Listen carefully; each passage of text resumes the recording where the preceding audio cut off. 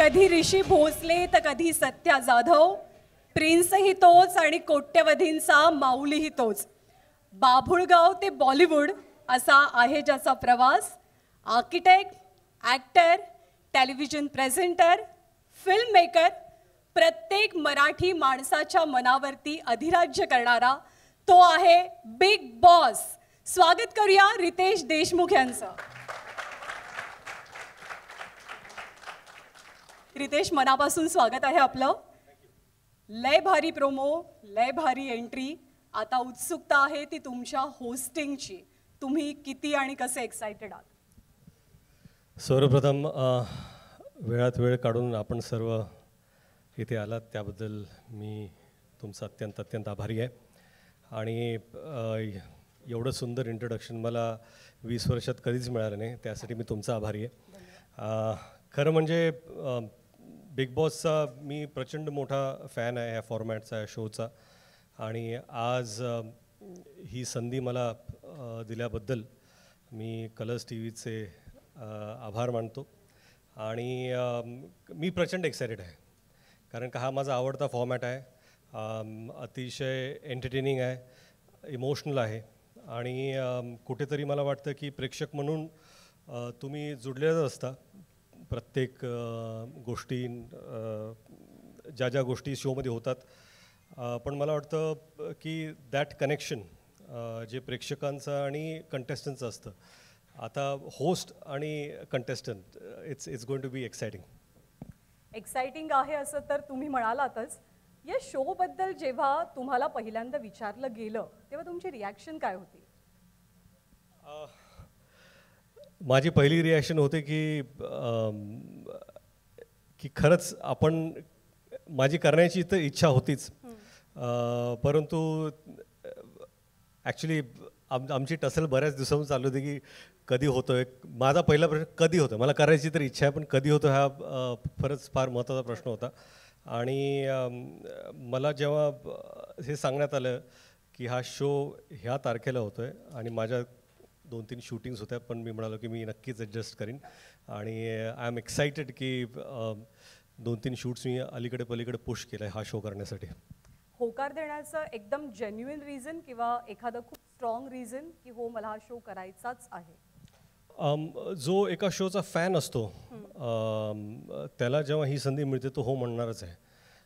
आणि hosting big boss मला वाटतं की ऑपॉर्च्युनिटीपेक्षा जास्त it's an honour, and I am extremely humbled and honoured to be hosting this show. आता एखाद्या टेलिव्हिजन शोचं होस्टिंग करण्याचा तुमचा काही हा पहिला अनुभव नाही. याआधी सुद्धा तुम्ही केलेला आहे होस्टिंग, पण आता बिग बॉससाठी काही स्पेशल तयारी केली आहे? आता तयारी सुरू आमची झालेलीच आहे. आणि सर्व टीमबरोबर बऱ्याच वेळा आमच्या चर्चा झालेल्या आहेत, ब्रेनस्टॉर्मिंग सेशन झालेले आहेत. परंतु काय की कंटेस्टंट्स कोण आहेत हे मलाही माहीत नाही आहे, म्हणून त्याची अजून तयारी माझी झालेली नाही आहे. फॉर्मॅटची ऑफकोर्स चर्चा झाली, कसं व्हायला पाहिजे. रिहर्सल्स पण सुरू आहेत आणि अजून होणार पण आहेत. But it's exciting.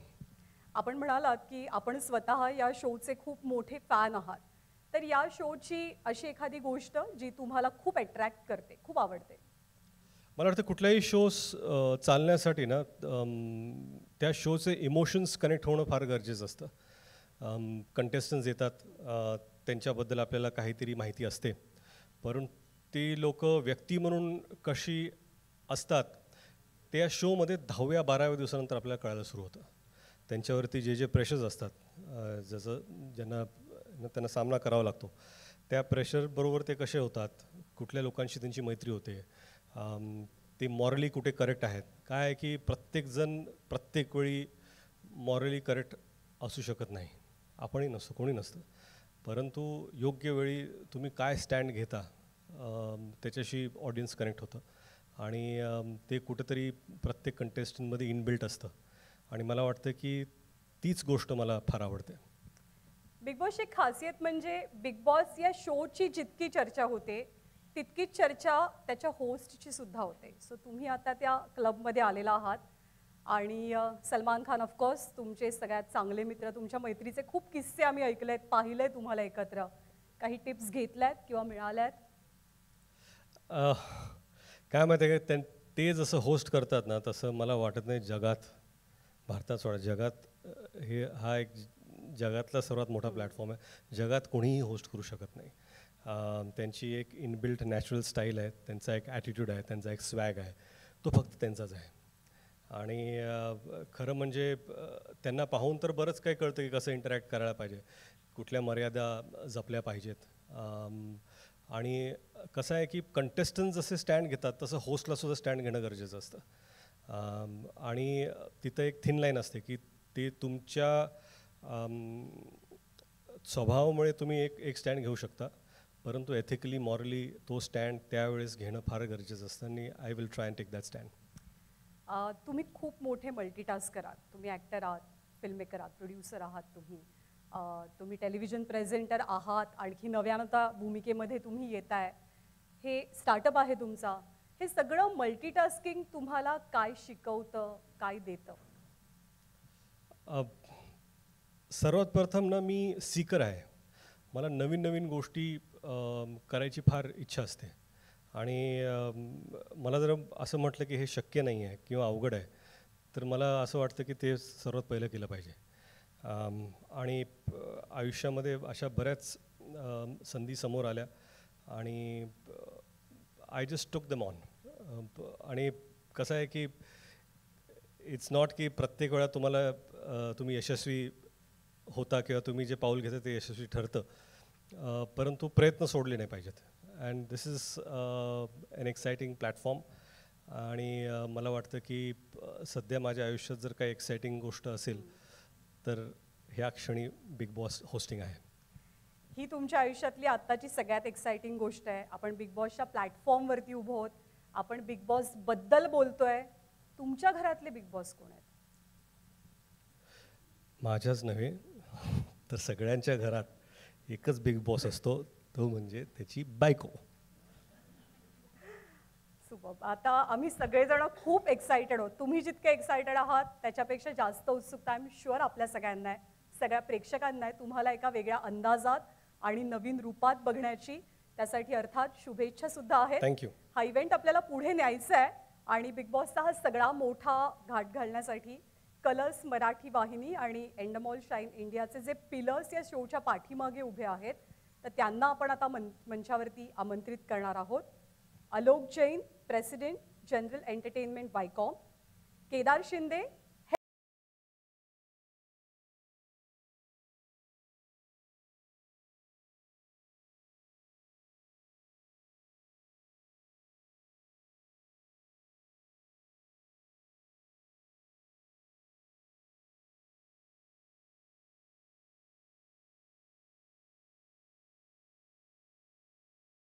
आपल्याला बोलायचं एकमेकांशी, पण त्याआधी तुम्हा सर्वांचे एकत्र फोटोज मीडियाला हवे आहेत. सो मी रिक्वेस्ट करते मीडियाला.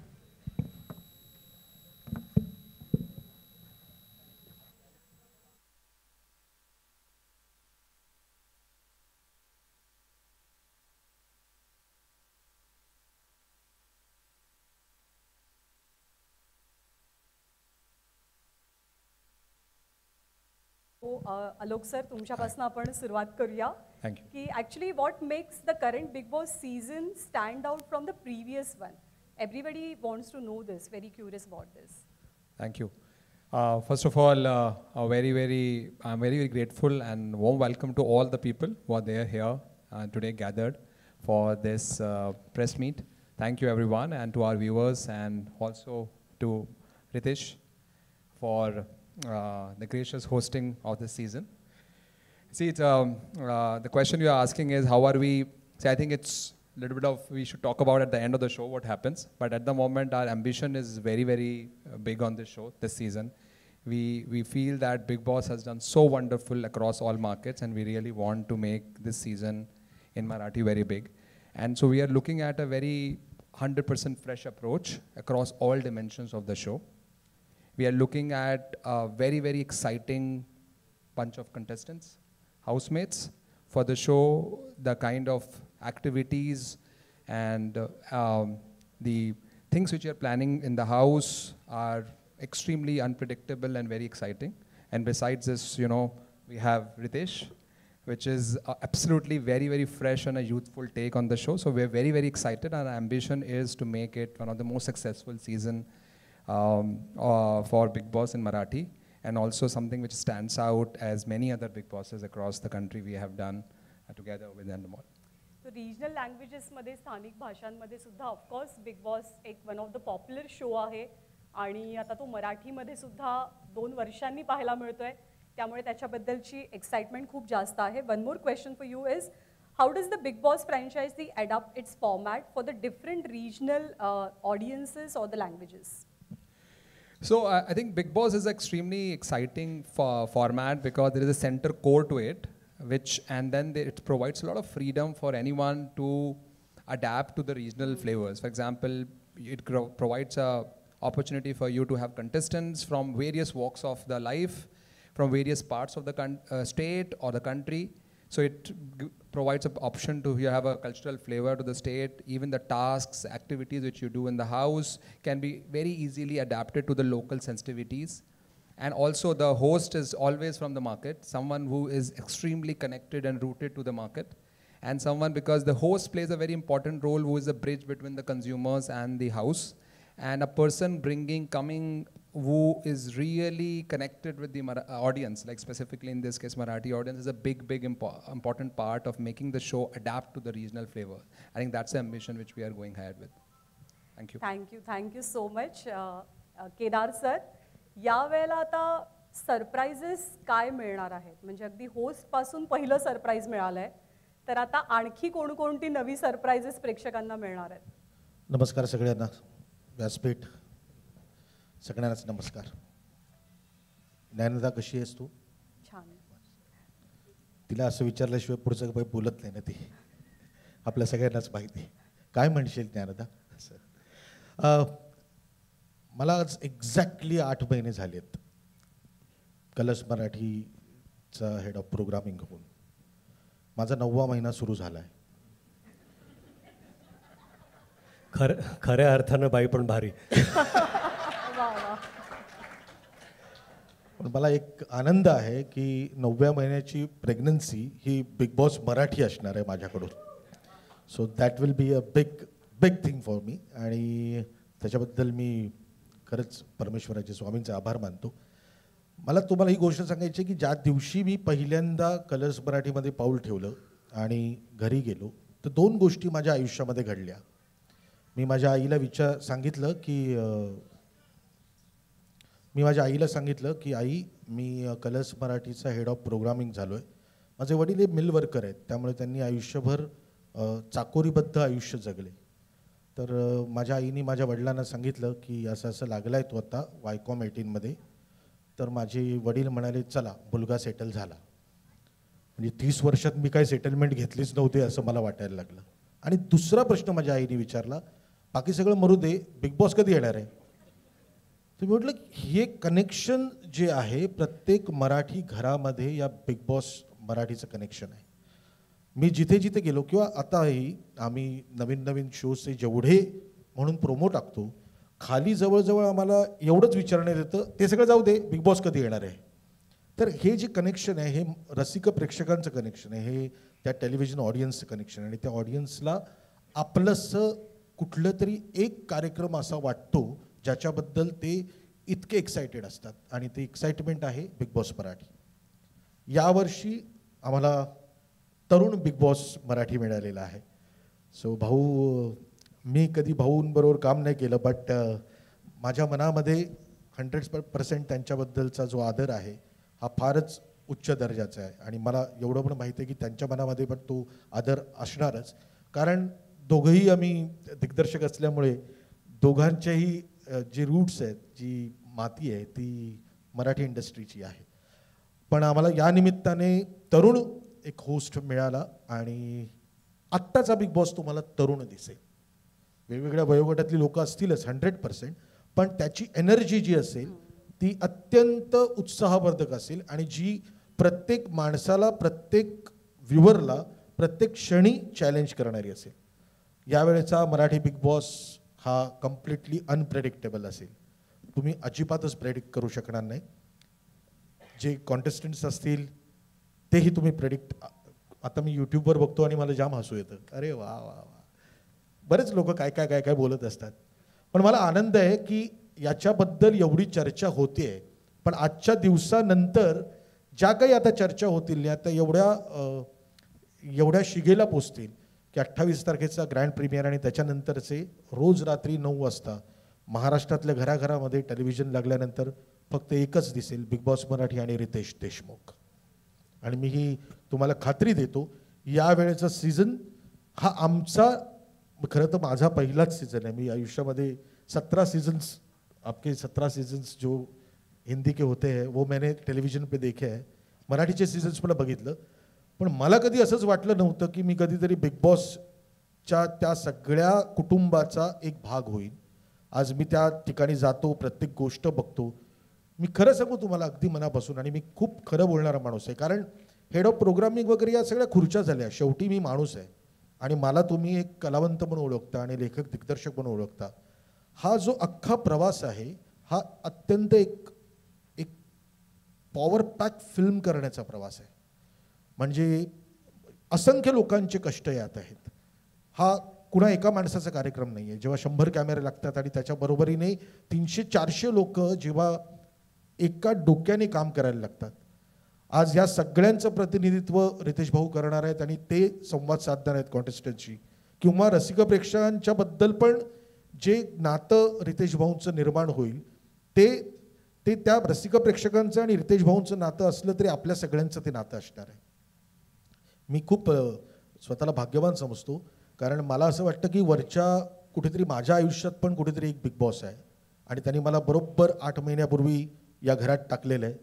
आणि मी खेळतोय चांगला. आलोकजी, सुषमा, माझे होस्ट वेगळे आहेत. आलोकजी आहेत, सुषमा आहेत, ते होस्टिंग करतात माझं. मध्ये मध्ये मी जेव्हा चुकतो तेव्हा मला सांगतात, मध्ये मध्ये मी बरोबर असतो तेव्हा शाबासकी देतात. मग कसं खेळायचं हे मला सांगत राहतात. सो थँक्यू या फॅमिलीचा मला भाग करून घेण्याबद्दल. आणि मी तुम्हा सगळ्यांना एक खात्री देतो, आजपर्यंत जेवढे म्हणून माझ्या कलाकृती लोकांना आवडलेल्या आहेत, लोकांनी डोक्यावर घेतलेले आहेत, मला असं वाटतं बिग बॉस मराठी हा कळस असेल. Thank you very much. Big boss बद्दल असणारी आणखी एक उत्सुकता म्हणजे ते घर कसं असणार आहे, त्याची थीम नेमकी कशी असणार आहे. तर यावेळची थीम काय आहे? मला असं वाटतं की यावेळची थीम भाऊनी प्रोमोमध्ये सांगून टाकलंय. सगळे कॉन्टेस्टंट चक्रव्यूहामध्ये शिरणार आहेत. बस एवढंच आहे, इतकंच बोलण्यासाठी. चक्रव्यूह, बिग बॉस इज चक्रव्यूह. मी या निमित्ताने फक्त एवढंच सांगेन की मी माझ्या टीमला आणि एंडबॉलच्या टीमला थँक्यू म्हणतो की ज्या पद्धतीने ते सगळे काम करतात. माझी वायकॉम 18 मधली कलर्स मराठीची टीम आहेच, ते सगळे माझ्याबरोबर असतात. मग ते नॉन फिक्शनची लोक असतील सगळेच. पण एंडेमॉलची पण टीम, म्हणजे कसं असतं ना की लग्न लावायचं असेल ना तर नवरा बायको याच्यापेक्षा पण ना 2 घराणी एकत्र येण्याची गरज असते. तर ते करेक्ट 2 घराणी आता एकत्र आली आहेत, एंडेबॉल आणि वायकॉम. त्यामुळे हे लग्न छान होईल. त्याची खात्री आहे सर्वांना. आणि रितेश, तुमच्यासाठी प्रश्नांचा चक्रव्यूह माझ्याकडे नाही आहे, तो इकडे आहे. त्याच्यामुळे थोडासा वेळ देते तुम्हालाही तयारी करायला. आणि मी दीपक सरांना प्रश्न विचारणार आहे. Deepak sir, actually innovation is the key in this format. So how does innovation keep the Bigg boss format fresh and engaging for the audience? Well, for us, we are blessed with viewing at least 55 countries across the globe who are producing this show year on year. And it's a show that has gone on for more than 25 years. So we are blessed with the learnings of about 50 countries year on year, sending us a lot of details about tasks, creatives, elements to be used, different trigger points, different kinds of voices, different personalities of hosts, and we are constantly looking at countries like Italy, Spain, Argentina, other Latin American markets, some Asian markets where we borrow a lot from there. So we are blessed with a lot of tricks in the bag, which we keep innovating. And within India itself, as Kedar bhai said, it's been almost 17 years since we've been producing this in various different markets now. So we've got a lot, and I think this season of Marathi will show you a lot of that. So it's been 17 years long journey. So in all these years, what are your learnings through the various seasons of Big Boss across all the formats like OTT, television? What are your learnings? Well, for me, it is really about just emotions. As long as you're connected emotionally with the contestants, you like some, you dislike some, you have a point of view. So for us, after spending a lot of time on really getting Ritesh onto the show, the rest of the time really goes not so much in the house and the paraphernalia, it's really about the casting. And I think Kedar Bhai, Sushma, the rest of the Colors Marathi team have given us the liberty to go after a very, very exciting variety of cast that has come on board. And I think we are very happy to see the story unfolding now very soon. And as Kedar Bhai said, इनका 9वां महीना चल रहा है तो ये सब हमारी जिम्मेदारी है अभी. माझ्या मीडियातल्या मित्रमैत्रिणींनाही तुम्हाला काही प्रश्न विचारायचे आहेत तुम्हा सर्वांना. तर कुणाला प्रश्न विचारायचे असतील तर प्लीज हात वर करा. विनंती आहे तुम्हाला की आपण 1 by 1 क्वेश्चन्स घेऊया. येस.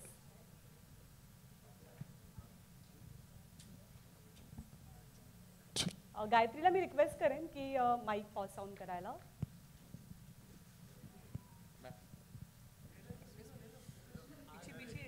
वैष्णवी. हाय रितेश सर, मेरा सवाल आपसे है. जी. जैसे कि आपको पता है बिग बॉस OTT चल रहा है, अनिल कपूर सर होस्ट कर रहे. काफ़ी लोग ने ये कहा है कि अनिल कपूर सर जो सलमान सर कर रहे वैसा नहीं कर रहे. आपके ऊपर भी सेम एक ऐसी चीज़ें आ गई है. आप क्या कहना चाहोगे, कितना कंपटीशन लग रहा है आपको, या ये आप कर पाओगे? वाह,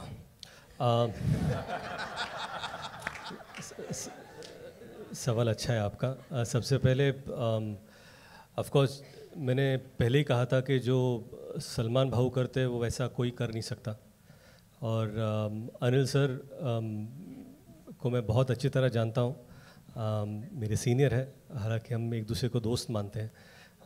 उनकी अपनी एक स्टाइल है, तो वो अपने स्टाइल के हिसाब से वो होस्ट करें. That's what host is all about. आप होस्ट के लिए जब किसी को चुनते हो तो आप ये चाहते हो कि आप वो खुद अपनी पर्सनैलिटी लेकर आए शो पर और कुछ करें.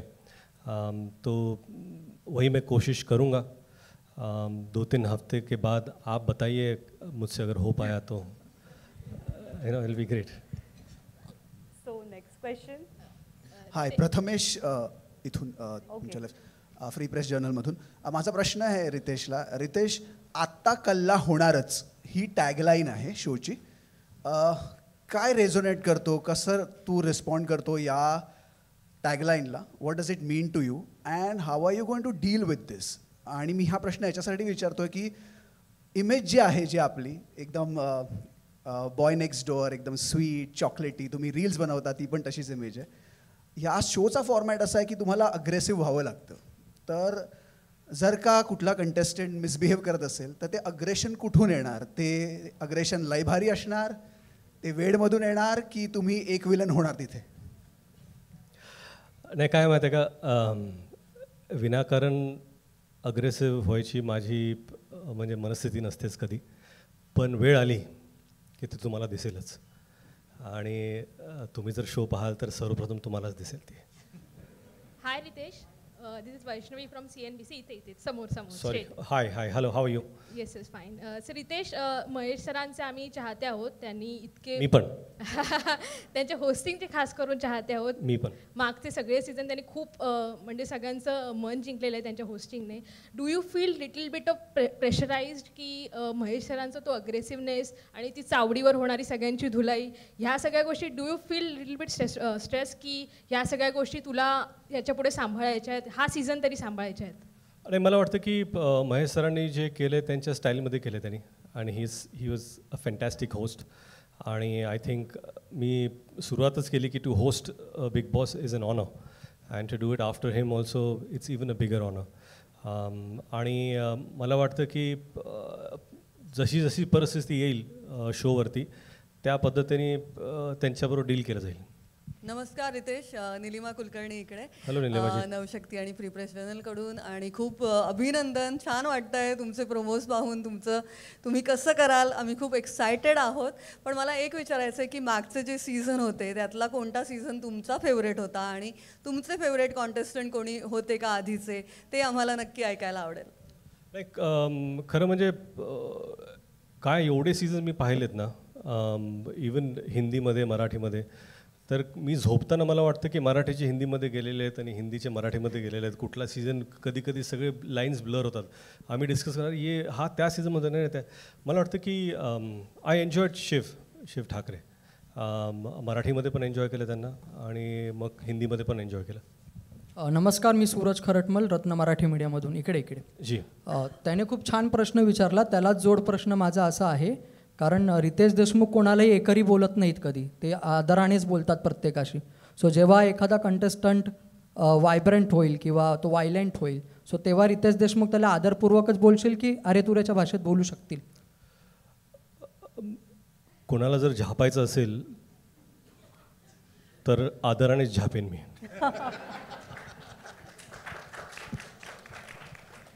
आणि हे पाहणं इंटरेस्टिंग असेल की आदरानं कसं झापलं जाईल ते. Hello sir, this is Atisha from Rajshri Marathi. Sir here. Yes ma'am. First of all sir, Kedar sir, तुम्हाला सुद्धा आणि Alok Jain sir, for you also thank you so much for bringing our favourite hero as a host of this show, which brings me to the question that what was the strategy behind asking Ritesh sir about to be the host, and what was the process of that, the discussion with Kedar sir that we should bring Ritesh sir as the host of this season? I would love to know this. Thank you. So first of all, as Kedar bhai said, 9 months back he joined. 8 months? You said? 8 months back he joined. I think we have been always thinking getting a person like him as running the programming of Colors Marathi was a big achievement. So I think we did that job first. And then our thinking always was that, see, the show has done before, and we wanted to mount it very differently.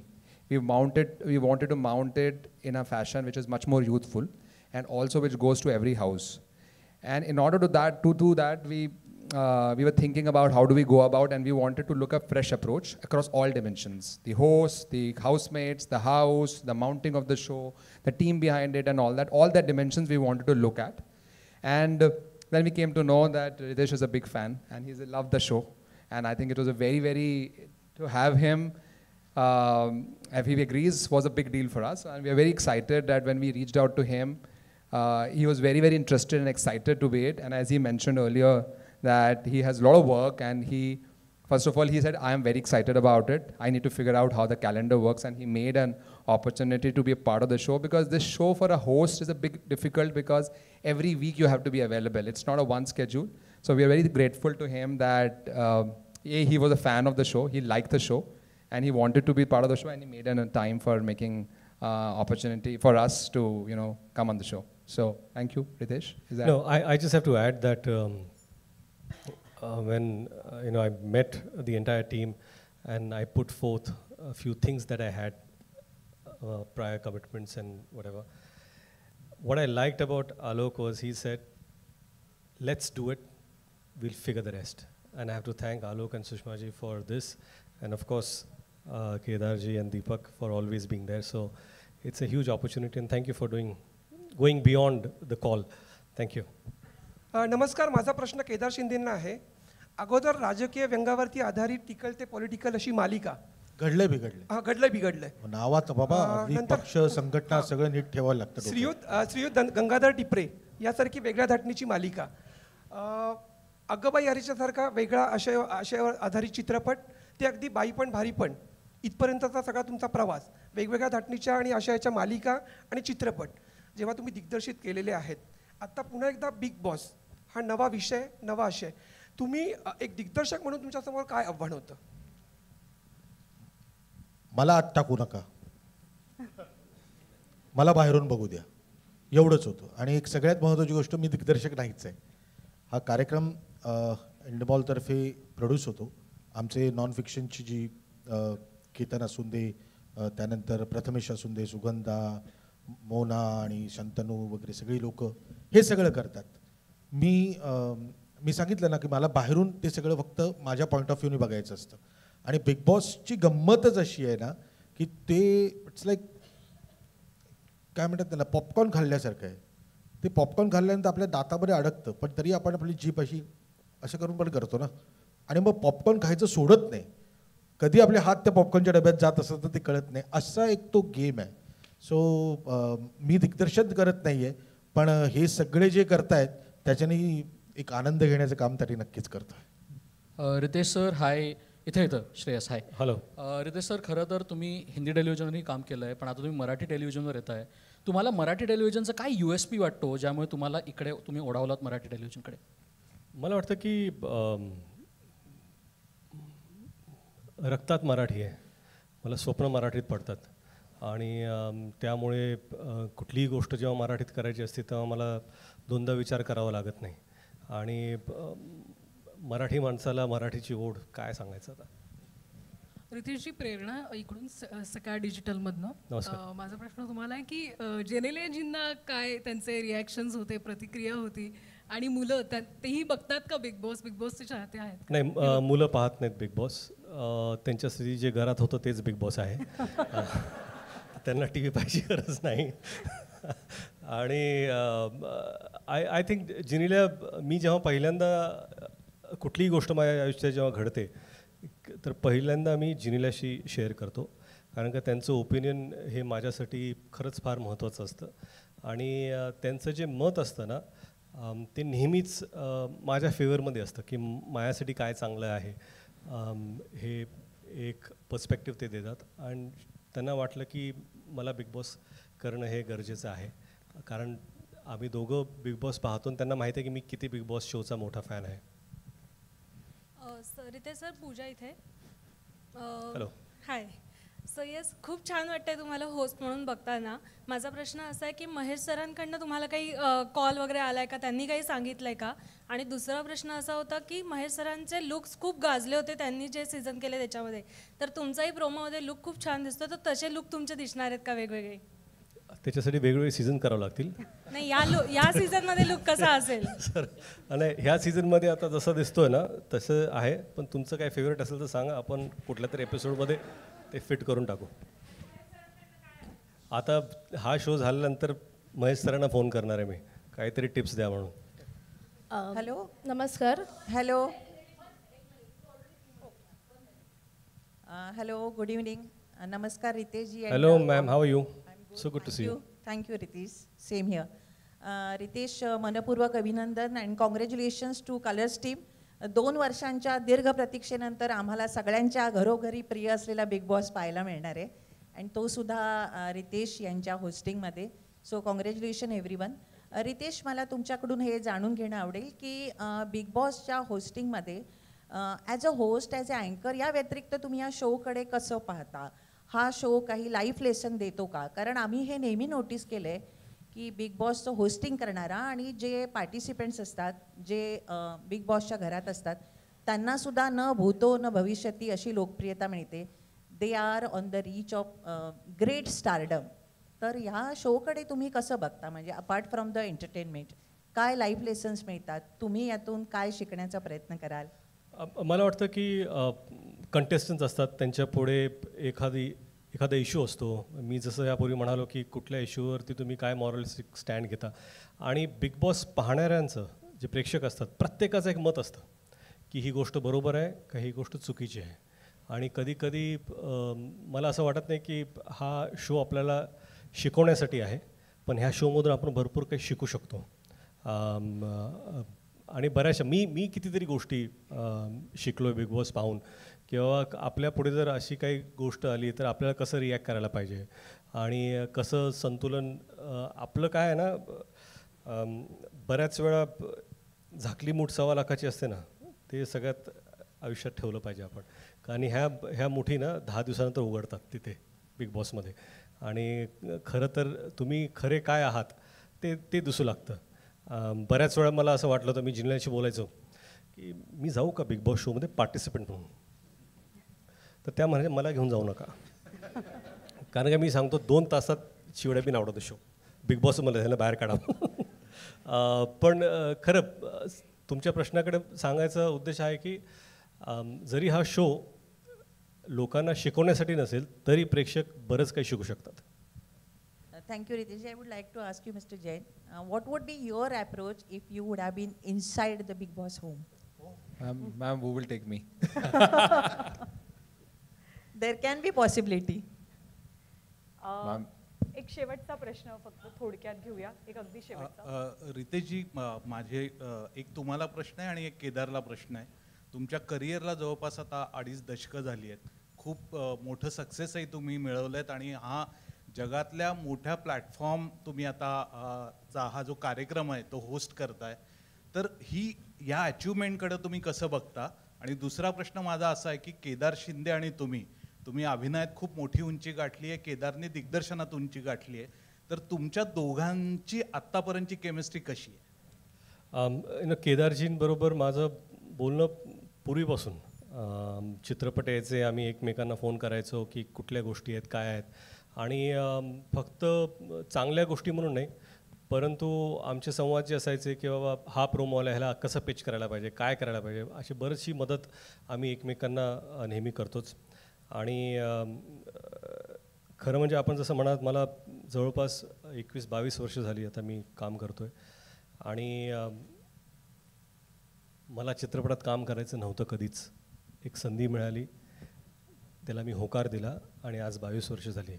आणि कसं आहे की a boy in a candy store तसं कार्यक्रम आहे माझा. आणि काय सांगू, म्हणजे देवानी अपेक्षापेक्षा लायकीपेक्षा जास्त दिले मला. तर देवाचे आभार. केदार, तुझा अनुभव सांग. केदार, जाता जाता प्रश्न आहे. आय एम शुअर स्त्रियांच्या वतीने हा प्रश्न आहे आणि कारण बाईपण भारी देवा आपण बघितलाच आहे. आणि रितेश सर, तुम्ही म्हणालात की तुमच्या घरातली बिग बॉस ही तुमची पत्नी आहे. तर केदार सरांना विचारायला आवडेल की एखादा सीझन खरंच फक्त बाईपण बिग बॉसचा झाला तर त्याकडे फक्त बाईपण म्हणजे त्यातल्या ऑब्व्हियसली त्या नाही, पण फक्त स्त्रियांचा सीझन, आणि तुम्ही मगाशी म्हणालात त्याच उत्तराला लागून फक्त स्त्रिया कंटेस्टंट्स. येस येस, 100 दिवस चालेल. तेच माझा. आणि तुम्ही मगाशी जे जिनेलियांबद्दल म्हणालात की त्या जर आत गेल्या ॲज अ कंटेस्टंट तर 2 तासात बाहेर येतील. पण समजा तुमच्या बिग बॉसच्या घरात गेल्याच तर एक अशी कोणती गोष्ट आहे ज्या बदलतील, म्हणजे येतील ती पुढची गोष्ट, पण त्या घरात बदलूनच बाहेर येतील. मला आधी बाईपणचा आणि मग त्यांना कंटेंट. मला तुम्हाला बाईपणचा एखादा म्हणजे स्त्रियांचा फक्त. मी 2004 साली अगबाई अरेच्चा केला आणि 2023 साली मी बाईपण भारी देवा केला. मी 2024 साली पहिल्यांदा बिग बॉस करतोय. आपण थोडे दिवस थांबूया ना, मला जरा एक्सपिरियन्स घेऊन देत. मला आवडेल सगळ्या बायकांना आतमध्ये टाकायला, पण मला माहित नाही मलाच दिग्दर्शन करावं लागेल त्याचं वेगळं. पण आत्ता नको बोलूया, आत्ता आपण या बिग बॉसबद्दल आणि या रितेश भाऊंबद्दल बोलू.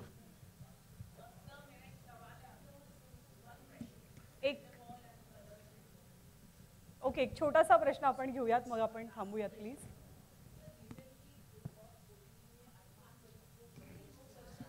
आपण आज मराठी, माझी एक छोटी रिक्वेस्ट आहे, एक छोटीशी रिक्वेस्ट आहे. आज आपण मराठी बिग बॉसबद्दल बोलतोय. आजचं स्टेज रितेश देशमुख यांच्यासाठीचं आहे. तर आपण छान हा सोहळा सगळेजण बाकी कुठलाही विषय इथे न आणता एन्जॉय करूया. एक अगदी छोटासा प्रश्न केदार सर तुम्हाला मला विचारायचं की महाराष्ट्र हा एक असा प्लॅटफॉर्म आहे जिथे आपली मराठी माणसं अदर दॅन मराठी इतर भाषांमधलं पण कॉन्टेंट खूप पाहतात. तर अशा वेळेला बिग बॉसचा फॉर्मॅट खास मराठी प्रेक्षकांसाठी आणताना काही वेगळं चॅलेंज जाणवतं का? म्हणजे आय थिंक अलोक सर पण काही ॲड करू शकले तर. हा प्रश्न असा उलटा पण आहे की मराठी आणि महाराष्ट्र एकमेव आहे जिथे मराठी माणूस हिंदी सिनेमा आणि हिंदी सिरियल्स पण बघतो. बरोबर. त्यामुळे आपण जेव्हा जेव्हा बघतो तेव्हा तेव्हा त्या सगळ्या गोष्टी ज्या सुरू असतात त्या आपल्याकडे पण व्हाव्यात असं आपल्याला नेहमीच वाटतं. मराठी बिग बॉसमधली गंमत अशी आहे की एका पातळीच्या पुढे जाऊन कुठल्याच गोष्टी होत नाहीत आणि आपल्याला सगळ्यांना माहिती आहेत. म्हणजे हिंदीमध्ये वेगळ्या पद्धतीने ते सादर होत असेल पण मराठीमध्ये ते वेगळ्या पद्धतीने सादर होतं. आजही कुठेतरी संस्कारांचा एक पार्ट आपल्या सगळ्या मराठी कलाकारांवर किंवा मराठी लोकांवर तो त्याचा पगडा जास्त आहे. पण तरीही यावेळेचं घर हे अत्यंत वेगळं असेल. कारण 28 तारखेला बघूया. Thank you. Alok sir, would you like to add something on this? Kedar bhai has added it. See, while yes, there is a market where in Marathi market a lot of people speak Hindi as well and understand, but still there is a huge scope of, because Maharashtra is a big state. There are a lot of dialects, a lot of culture pieces, and there's an opportunity for us to make the show go to deeper areas in Maharashtra. So I think that's the attempt which we are making with the show. तुम्ही अगदी सुरुवातीला म्हणालात की 9वा महिना चालू आहे. या शोच्या प्रसूती वेदना सहन सगळेजण करतायत तुमच्यासोबत.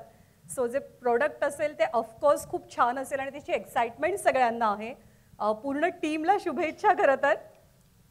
नाही, खरं म्हणजे हा 9वा महिना आहे आणि डिलिव्हरी लई भारी होईल याची जबाबदारी आम्ही घेतो. ब्लॉकबस्टर वेड आणि बाई पण भारी देवासारखी नक्कीच होईल याची पण गॅरंटी आम्ही घेतो. त्यासाठी शुभेच्छा आहेतच सगळ्या प्रेक्षकांच्या आणि थँक्यू सगळ्या मान्यवरांचे आभार. रितेश तुम्ही इथेच थांबावं अशी रिक्वेस्ट आहे. Thank you everyone. Thank you very much.